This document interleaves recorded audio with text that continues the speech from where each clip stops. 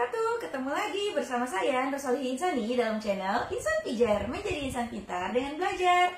Di video kali ini kita akan membahas atau mengenal lebih jauh lagi tentang kriminologi. Setelah kita pernah membahas juga mengenai kriminologi yang tidak bisa berdiri sendiri, dia membutuhkan bantuan ilmu lain. Nah, banyak ilmu-ilmu lain yang berkaitan erat dengan kriminologi itu. Salah satunya itu hukum pidana. Nah, apakah keterkaitan antara kriminologi dengan hukum pidana hanya sebatas untuk mencari tahu latar belakang penyebab orang ini melakukan kejahatan, kemudian dijatuhkan hukumannya seberapa lama, kemudian juga hukuman apa yang paling efektif gitu? Apakah hanya sebatas itu saja? Nah, ternyata lebih dalam lagi kedudukan kriminologi dalam hukum pidana seperti apa sih? Nah, nggak usah berlama-lama, langsung saja kita saksikan pembahasannya.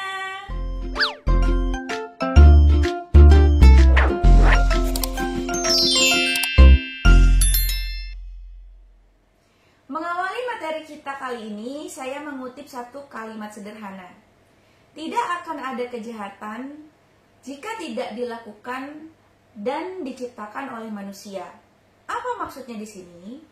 Maksudnya adalah kejahatan adalah sebuah konsep buatan manusia. Tindakan itu sendiri netral. Manusialah yang memberikan label jahat kepada suatu tindakan tertentu yang menurut mereka melanggar nilai dan juga keyakinan mereka. Jadi, tanpa manusia tidak akan ada kejahatan.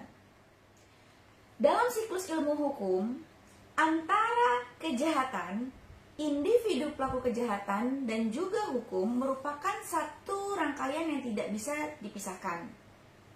Untuk memahami konsep tersebut, saya akan menampilkan sebuah diagram. Diagram yang akan saya tampilkan ini merupakan diagram pemecahan masalah. Kita perhatikan baik-baik diagramnya.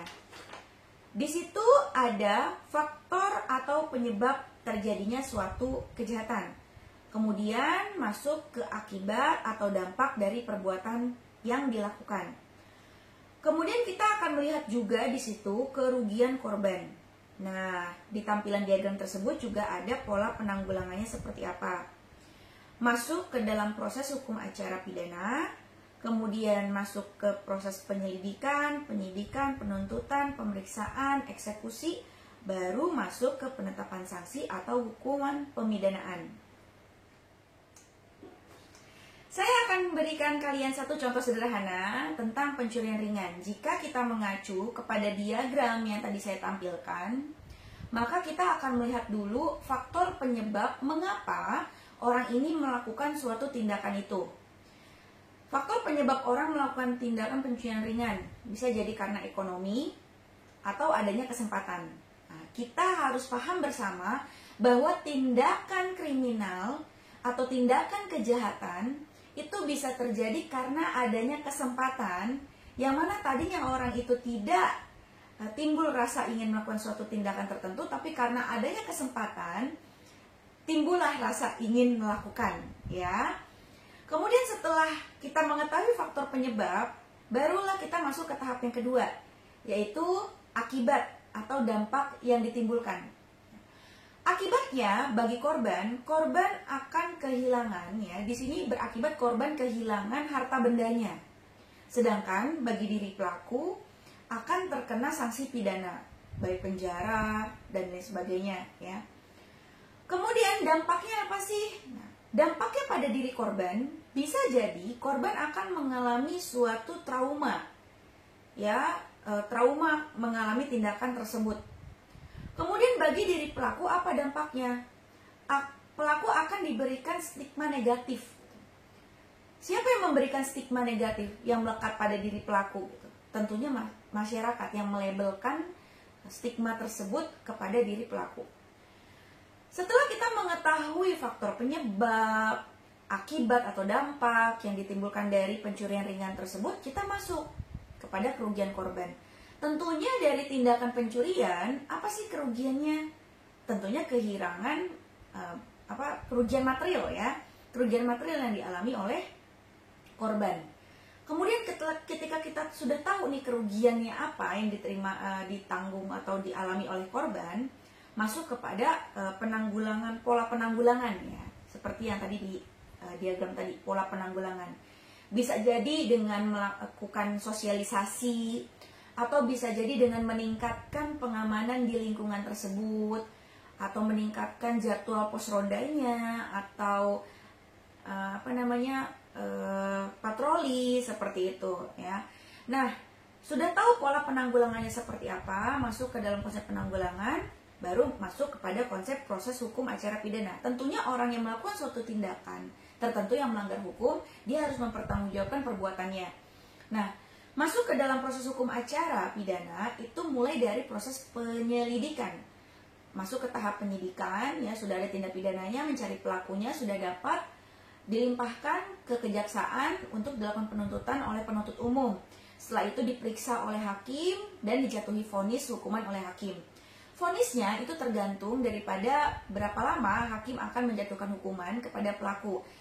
Ketika pelaku sudah dijatuhi hukuman, maka langsung kepada proses menjalani hukuman, yaitu di lembaga pemasyarakatan. Nah, itu adalah proses pemecahan masalah berdasarkan diagram yang tadi saya berikan. Tentunya hal itu berkaitan erat makanya antara kejahatan, individu pelaku kejahatan, dan juga hukuman, yang mana tadi tidak bisa dipisahkan. Kalian harus pahami secara bersama bahwa kriminologi, kedudukannya dalam hukum pidana itu bukan hanya sebagai atau sebatas seperti yang tadi saya jelaskan. Tapi kriminologi dapat membantu pembuatan undang-undang pidana. Dalam hal ini kita biasanya mengistilahkan dengan kriminalisasi. Kemudian kriminologi juga dapat membantu pencabutan suatu undang-undang. Kita istilahkan dengan dekriminalisasi. Dan yang paling penting, kriminologi juga di sini berfungsi untuk atau membantu hukum pidana dalam menentukan sanksi pidana yang tepat terhadap suatu perbuatan. Nah, ini kita kenal dengan istilah penologi ya. Nah, dari ketiga hal tersebut, maka kita bisa simpulkan bahwa kriminologi merupakan atau dapat diistilahkan sebagai signal wetenscape. Nah, kalian mau tahu nih apa pengertian dari kriminalisasi, dekriminalisasi, dan juga penologi? Nah, di sini sudah saya tuliskan ya. Nah, apa itu kriminalisasi, dekriminalisasi, dan juga penologi? Oke ya, pahami bersama ya apa itu kriminalisasi, dekriminalisasi, dan juga penologi. Kalau kita lihat secara sederhana, berarti kita bisa menyimpulkan bahwa kriminalisasi adalah yang tadinya bukan suatu tindakan, perbuatan yang diatur dalam undang-undang menjadi perbuatan yang diatur dalam undang-undang. Jadi menjadi perbuatan yang ilegal kalau kita lakukan. Kalau dekriminalisasi, yang tadinya perbuatan itu ilegal menjadi legal, menjadi boleh kita lakukan, tadinya nggak boleh menjadi boleh. Nah, kalau penologi itu proses hukuman, mencari hukuman yang tepat, proses pemidanaan yang tepat, proses penghukuman yang tepat bagi setiap perbuatan. Mana sih hukuman yang lebih efektif untuk suatu kejahatan tertentu atau menghadapi orang tertentu, pelaku tertentu yang punya latar belakang berbeda-beda, seperti itu. Selain memiliki kedudukan di dalam hukum pidana, ternyata kriminologi juga sebenarnya berbeda loh dari hukum pidana. Nah, apa sih perbedaannya? Oke, perhatikan tabel berikut ini ya. Saya akan menampilkan beberapa tabelnya ya. Saya bacakan satu-satu. Kalau dalam kriminologi, dia kajiannya adalah pelaku kejahatan, penyebab orang melakukan kejahatan, upaya mencegah kejahatan, cara menyembuhkan orang yang telah melakukan kejahatan. Nah, itu adalah kajian dalam bidang kriminologi. Sedangkan dalam bidang hukum pidana, kajiannya adalah mempelajari tindakan tegas melalui peraturan perundang-undangan sebagai kejahatan atau pelanggaran. Lebih menekankan kepada tindakan represif. Nah, sangat berbeda ya. Nah, perbedaan kedua dilihat dari objeknya. Jika kriminologi, objeknya adalah orang dalam pertentangan dengan norma sosial. Sedangkan di dalam hukum pidana, objeknya adalah pelanggaran ketertiban umum. Itu sangat berbeda ya. Kalau kriminologi adalah orang, tapi kalau hukum pidana itu objeknya adalah pelanggarannya, ya, tindakannya, bukan orangnya, ya. Kemudian apa sih pusat perhatiannya? Nah, perbedaan yang ketiga, pusat perhatiannya beda ya. Kalau kriminologi memusatkan kepada faktor-faktor penyebab terjadinya kejahatan. Dia akan mencari tahu faktor apa sih, latar belakangnya apa sih orang ini melakukan kejahatan. Tapi kalau dalam hukum pidana, dia akan memusatkan perhatiannya kepada pembuktian daripada suatu kejahatan, proses pembuktiannya. Nah, sangat berbeda ya. Kalau yang satu nyari faktor dulu, kalau yang kalau yang hukum pidana dia prosesnya, proses untuk orang ini dijatuhi sanksi gitu kan. Kemudian kalau kriminologi ditunjukkan untuk mengungkapkan motif pelaku. Nah, kan udah tahu nih faktor penyebabnya. Kan dia harus cari tahu nih kenapa sih, motifnya apa sih dia melakukan ini. Karena ekonomi kah, karena dendam kah, karena apalah gitu ya motifnya dia. Tapi kalau hukum pidana, dia lebih menekankan kepada hubungan antara tindakan dan akibatnya. Jadi kausalita, ada sebab ada akibat. Apa yang dilakukan, apa yang orang itu lakukan, dia harus tanggung sendiri akibatnya kayak gitu.